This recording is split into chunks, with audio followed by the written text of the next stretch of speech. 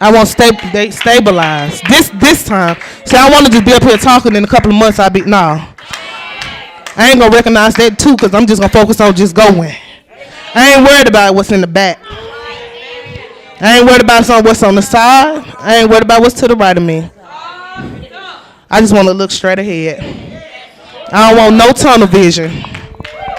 So excuse me, you got to cut out. If it seems like I'm kind of short, it just look. I just want what's right. He even making me come to realize even what I take in and hearing, what I see, what I'm surrounding. He's bringing me to a point where if you ain't talking right, I can't be around you because I'm critical. You got to realize you're critical, and when you're critical, desperate times take for desperate measures. And I realize I can't accept everything. I can't listen to everything.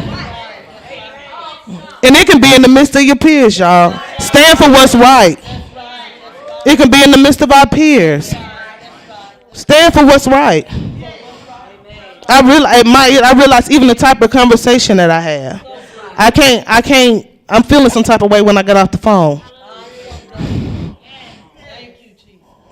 Gossiping, that's one thing he's bringing me to. Y'all, he's showing me.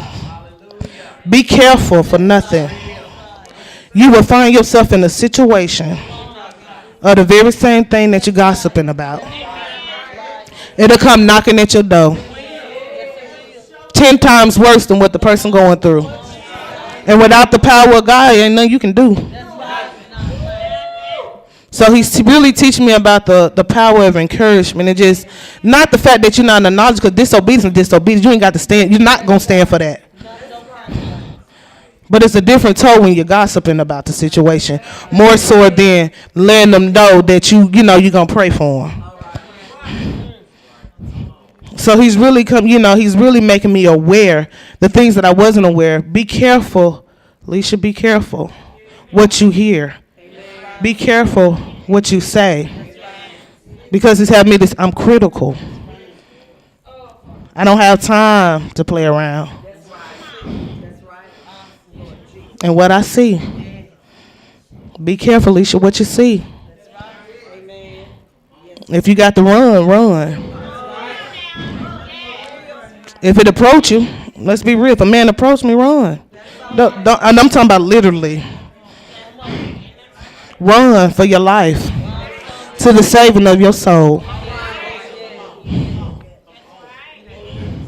If it ain't talking God, run. And even if it's talking God, you better run and make a phone call.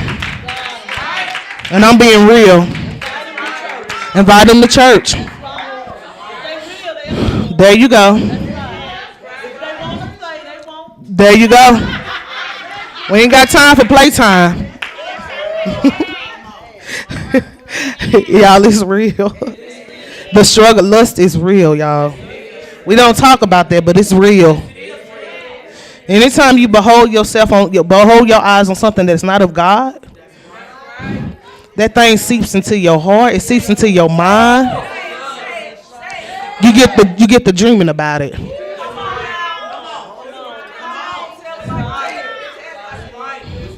You ain't got to be out there in sexual intercourse to be active with somebody.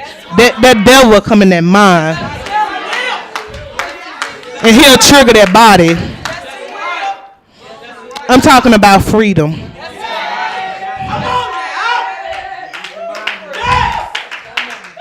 That's what he plays with me on. Can I be real? Doing stuff in my dreams that ain't got no business.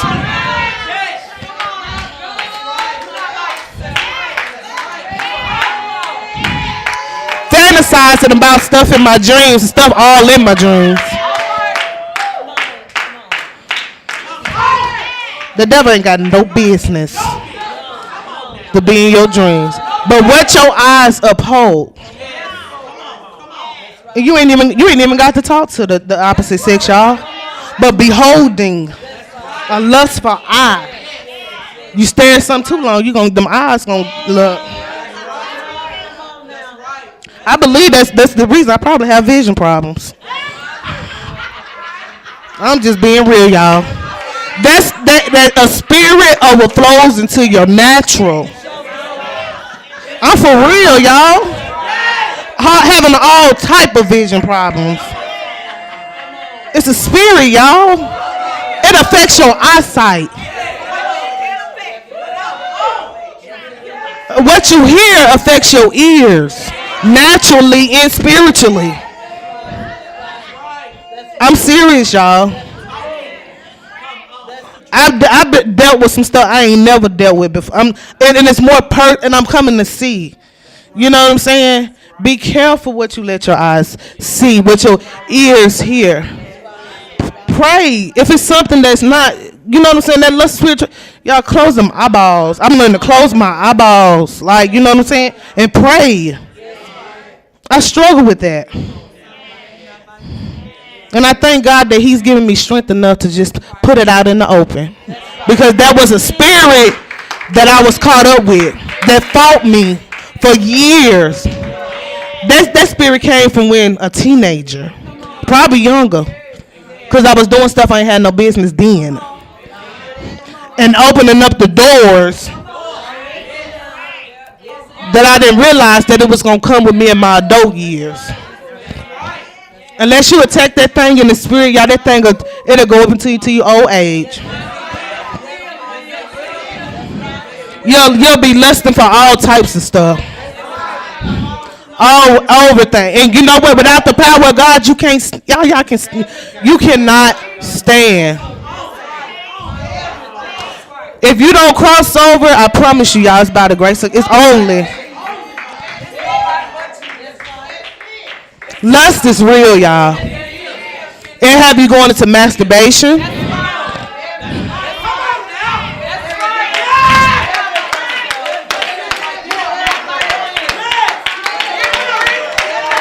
You ain't got no business tampering with your body in the wrong way. God made that for a man as a pleasure to his woman and insert the right way. A husband, a man, to insert in a one man, the opposite sex. You ain't got no business tampering from the back. You ain't got no business using toys.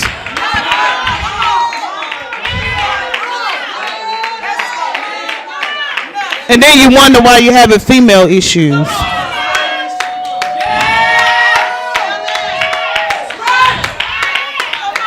You wonder why you can't bear kids. You done turned your body into perverseness.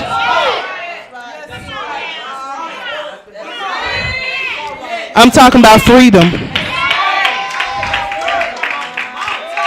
Those are the things I struggle with. I'm calling it out. Lust, I see you.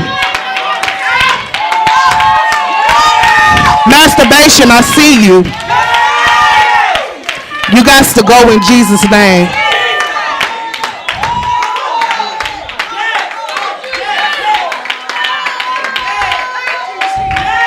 I want to walk unashamed.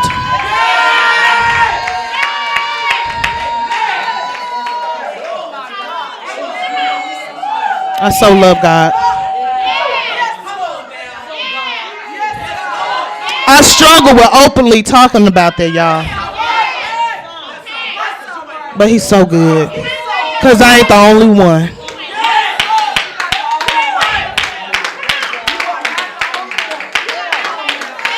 It's real.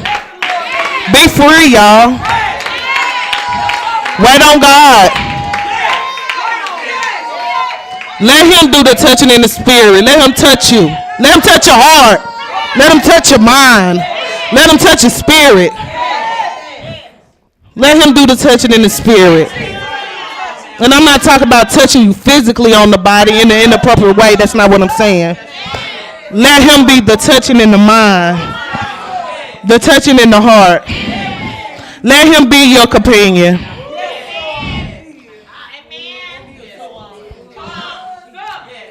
And if you allow him, he'll teach you how to be a companion. Because really, we don't know how to be it without God. You wouldn't know how to treat your spouse without God. You can't do it. Be happy in God, y'all. And let God do the drawing. You ain't got to have a man. You ain't got to have it for the men. You don't have to have a woman. And for the woman, you don't have to have a man. In due season. He's bringing me peace with that. In due season. But you can't be nothing to somebody else bringing your junk in their life. He don't see. That ain't right. Bringing your baggage, your attitude, your deceitful ways, your perverseness, bringing it to their territory. Right, immediately. And I'm going to tell you don't no man want a filthy woman. By no means. Even the world know that.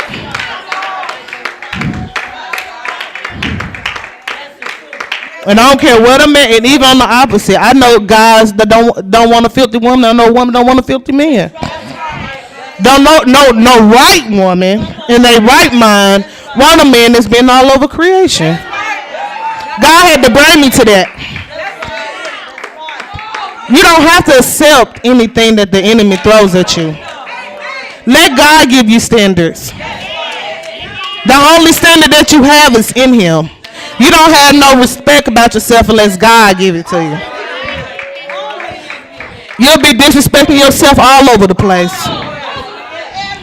In every kind of way. That's what sin will do to you. We hear these things, y'all. We hear it on a daily basis. It ain't nothing new. But it's real, y'all. It's real. Everything that the leaders teach is real. And you ain't got to go through it if you just open up your ears and listen. And submit. Submit. Our group talked about submitting. And it's a simple. Don't let the devil keep tagging your mind. It's simple. Just submit. Just submit, y'all. Because we have to realize this. And I'm realizing this in my job. The best thing that a leader can see, if you want to make a leader happy, be obedient. That's the best love you can get him. It's through obedience. Now we love the money, we love nice gifts and things like that, but there ain't nothing like seeing they sheep going out and working for God, and they trained you, and you going out performing right. That nothing make a leader happy than to see they sheep doing what they told to be done. That they can be left by themselves and be trusted enough to do the right thing. That they can leave you somewhere and they ain't got to worry about nothing happening. They ain't got to be in the mindset of, oh Lord, what's gonna happen? I need to rush and get back to work. Cause we're no telling what they doing. That's the best gift you can give, y'all. It's showing your leader that you're doing the instructions of what's been handed out to God through her. And it's not only fall at her, y'all. I'm learning too, it's a reason God set his people and who he set in place. Every one of the leaders hold a good position. Every one of y'all holds something so extraordinary. Don't let the enemy steal it. Don't let the enemy steal it. It starts with us as leaders. We have to be able to show the people so they can follow. But if we messed up, y'all, how they gonna be able to follow us? If we got schisms and isms and things that we're struggling with in the inside, we're going to pour it over into the congregation. I'm going to pour it over to my co-workers. They feel when I'm in an attitude. They know when I'm not having a good day. It shows. And I didn't even got to ever speak it. But they know they had this thing, Aelicia not playing today. And then I do the most because I make it known I ain't playing today. You know what I'm saying? But, you know, you have to, Apostle. You really do. Because you know what? They'll run all over you. They'll run clean over you.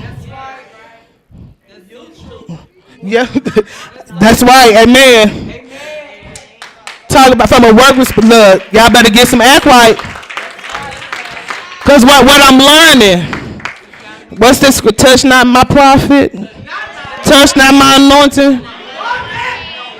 I'm a witness. Come wrong if you want to. And it's God should any leader. Not only apostle, not only Pastor Robert. Anytime I come, I don't even care if my thought wrong. You better watch it. It ain't your place to judge. It ain't your place to correct. It's not your place to tell somebody what they doing wrong. That ain't your place. That ain't our place, AWOL.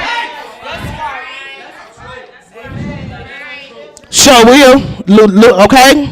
All day long. Lose it. Not only will you lose your place, you lose everything that God had lined up for you. It'll come to a naught.